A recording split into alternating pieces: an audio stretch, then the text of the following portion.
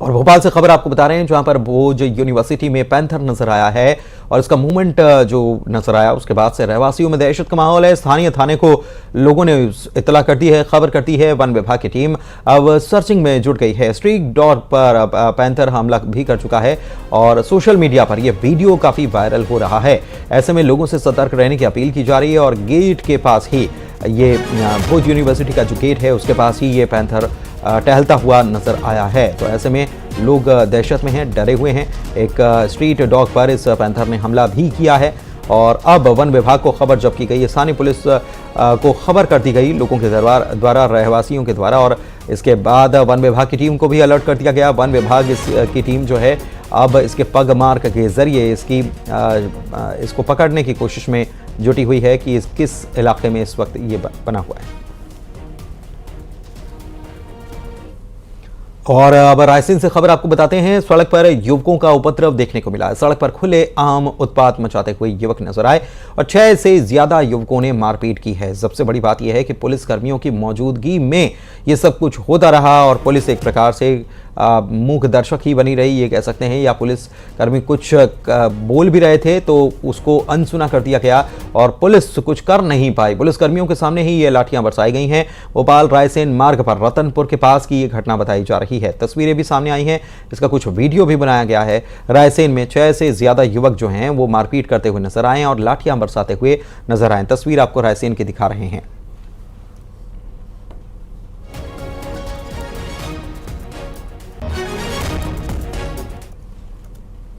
इधर जबलपुर में पुलिस पर रंगदारी मांगने का बड़ा और गंभीर आरोप लगा है। दुकानदार ने पुलिस पर यह आरोप लगाए हैं कि पुलिसकर्मी 20,000 रुपए मांग रहे थे और नहीं दिए तो इस तरीके से दुकान में तोड़फोड़ कर दी। एसपी कार्यालय पहुंचकर पीड़ित दुकानदार ने पूरी मामले की शिकायत दर्ज कराई है और ये बताया है कि किस तरीके से उसकी दुकान पर ये पुलिसकर्मी आए थे। देखिए वर्दी में ये सीसीटीवी फुटेज भी दिखाया गया है। पुलिसकर्मी आए थे और पूरी दुकान को तहस नहस कर दिया गया, लेकिन पूरी घटना शायद पुलिसकर्मी को नहीं मालूम होगा कि ये पूरी घटना वहाँ लगे सीसीटीवी में कैद हो गई है। कोई भी पुलिसकर्मी किसी भी भले अगर कानूनी कार्रवाई भी हो रही हो तो इस प्रकार से तो नहीं कर सकता। तोड़फोड़ का, हंगामे का सीसीटीवी भी सौंप दिया गया है। अब पुलिस चूंकि इसमें इन्वॉल्व है और शिकायत भी पुलिस से हुई है, तो पुलिस क्या कर रही है? पुलिस दे रही है आश्वासन कि हम इसमें जांच करेंगे और फिर कार्रवाई करेंगे। भरोसा दिया है। और उनके साथ नरेंद्र मोर और रोहित दुबेजिया और सलेन सनोडिया जी तो आके दुकान में तोड़ फोड़ किए और 20,000 रुपये की मांग किए कि 20,000 रुपये नहीं देगा तो तेरे को पटांग केस में फंसा देंगे। और अभी 12 तारीख को आए तो मारा पीटी भी किए कि चंद्रभान साहब ने पहुंचाए हैं, 20,000 रुपये दे क्या हुआ। गोरखपुर के सब इंस्पेक्टर चंद्रभान और उसके साथ 2-3 और कर्मचारी इनके दुकान में तोड़ फोड़ किए हैं, पैसों की मांग करते हैं। शिकायत आवेदन पत्र को हमने ले लिया है और जाँच हेतु इसको CSP गोरखपुर को भेजा जा रहा है और जो भी जाँच के बाद अगर ये चीज़ें सही पाई जाती है तो उन पर विभागीय कार्रवाई की जाएगी। इंदौर कलेक्टर आशीष सिंह ने लापरवाही और अनियमितता पर कड़ा एक्शन लिया है। कलेक्टर आशीष सिंह ने 5 पटवारी और एक राजस्व निरीक्षक को काम में लापरवाही और राजस्व विभाग के कामों में अनियमितता के चलते निलंबित कर दिया है। कलेक्टर का आदेश तत्काल प्रभाव से लागू हो गया है। आपको बता दें कि पिछले दिनों राजस्व की बैठक में कलेक्टर ने पटवारी और निरीक्षक को हिदायत भी दी थी।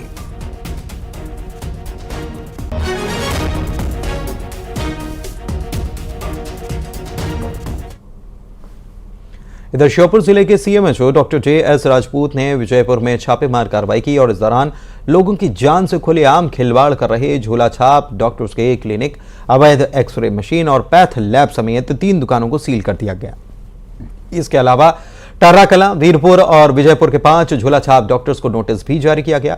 CMHO के इस एक्शन से झोला छाप डॉक्टर्स और अवैध एक्सरे मशीन और पैथ लैब संचालित करने वालों में हड़कंप मचा।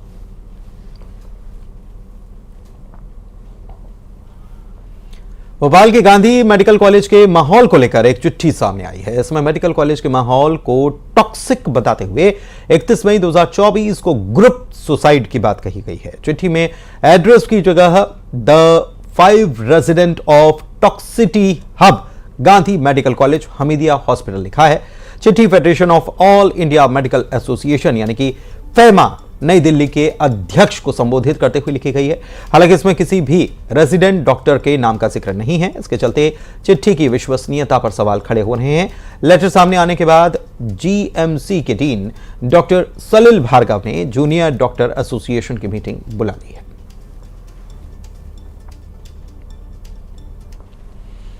बढ़ते आगे बात अगली खबर की। लोकसभा चुनाव में केवल कुछ दिन बाकी रह गए हैं और ऐसे में राजनीतिक पार्टियों के दिग्गज नेता लगातार मध्य प्रदेश के हर जिले का दौरा कर जनता को रिझाने के प्रयास में हैं। दूसरी तरफ बीजेपी के स्टार प्रचारक भी आ रहे हैं और इसी कड़ी में कल केंद्रीय गृह मंत्री अमित शाह छिंदवाड़ा के दौरे पर रहेंगे और यहां वे रोड शो करेंगे और रात भी गुजारने वाले हैं।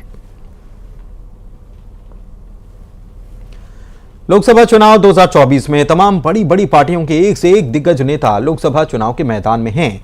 जीत के लिए बड़े पैमाने पर रणनीति बनाई जा रही है। इस बीच एक ऐसा प्रत्याशी भी है चुनाव के मैदान में जिसको देखकर आपको यह यकीन करना मुश्किल हो जाएगा कि यह शख्स भी चुनाव लड़ सकता है। तो आइए जानते हैं अनोखे प्रत्याशी के बारे में।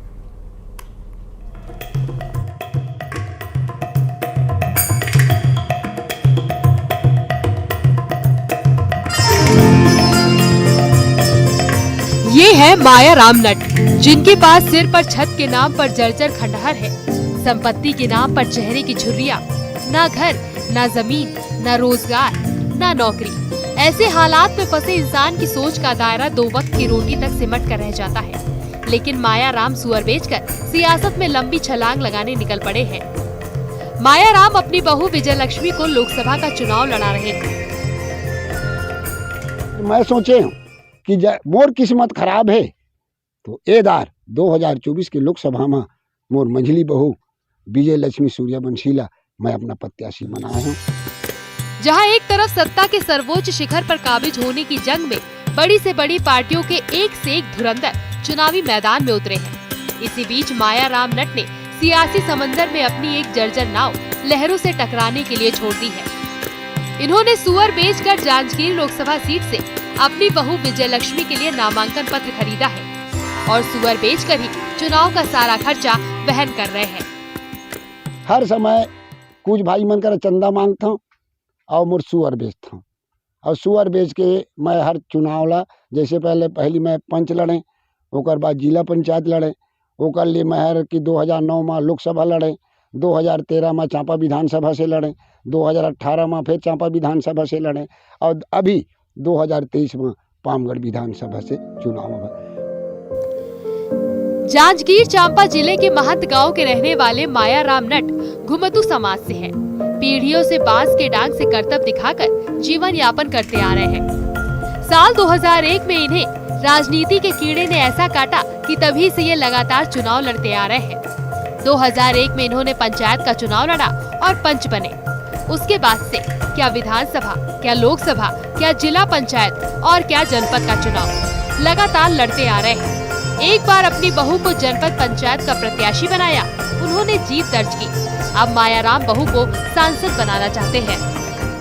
सर मैं हर 2001 से मैं चुनाव के लड़े के मोला प्रयास हुई से 2001 में मैं वार्ड नंबर 18 के पंच रहे हूँ और जिसने मोर गाँव के विकास करे हूँ। ओकर बाद मैं एला 2004 में मैं जिला पंचायत क्षेत्र क्रमांक 2 से भी लड़े। मोला 133 वोट से कमला पाटले हर मोला पराजित करी। माया राम गांव-गांव घूमकर बांस के डांग से करतब दिखा रहे हैं। लगे हाथ बहू के लिए प्रचार भी कर रहे हैं। करतब के बदले लोगों से इनाम भी लेते हैं। चुनाव के नतीजे जो भी हो, लेकिन दाद दीजिए माया राम नट के हौसले की और दुनिया के सबसे खूबसूरत लोकतंत्र की। Kailash Kashyap, news 18, Janjgir Champa. Third degree का नाम सुनते ही यकीनन आपके ज़हन में थाने की तस्वीर तो घूमने ही लगेगी, लेकिन यहां बहू की थर्ड डिग्री का शिकार हुई है सास। बहुओं की हैवानियत देख आपका भी कलेजा कांप जाएगा। सास पर बहुओं का जुल्म, बहू ने पीट पीट कर सास की जान ले ली। आखिर क्यों बहू ने खेला ये खूनी खेल? देखिए इस रिपोर्ट को, दीजिए हमें इजाजत। नमस्कार।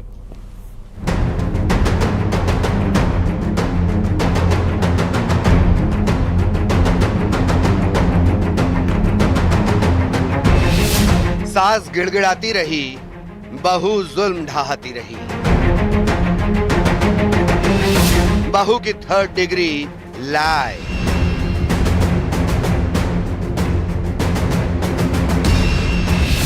सास पर बहुओं का जुल्म सितम। जेठानी देवरानी में दरार। पीट पीट कर सास को मार डाला। बहू का खूनी खेल।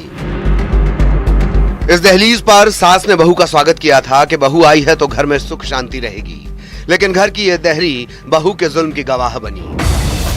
किसी पेशेवर मुजरिम को भी शायद थाने में पुलिस वाले ऐसे नहीं मारते होंगे, लेकिन बहू की यह 3rd डिग्री रोंगटे खड़े कर देती है। सास की बेरहमी से पिटाई, दरवाजा बंद हुआ, सुनाई दी तो सास के चीखने चिल्लाने की आवाज। अब घर से निकलकर रिश्तों का तमाशा गली गली पहुंच गया। यहां भी बहू का टॉर्चर खत्म होने का नाम नहीं ले रहा। आतरी थाने की पिपरी गांव की रहने वाली एक मुन्नी देवी है। उनकी बहू ने और बहू के परिजनों ने मारपीट की थी।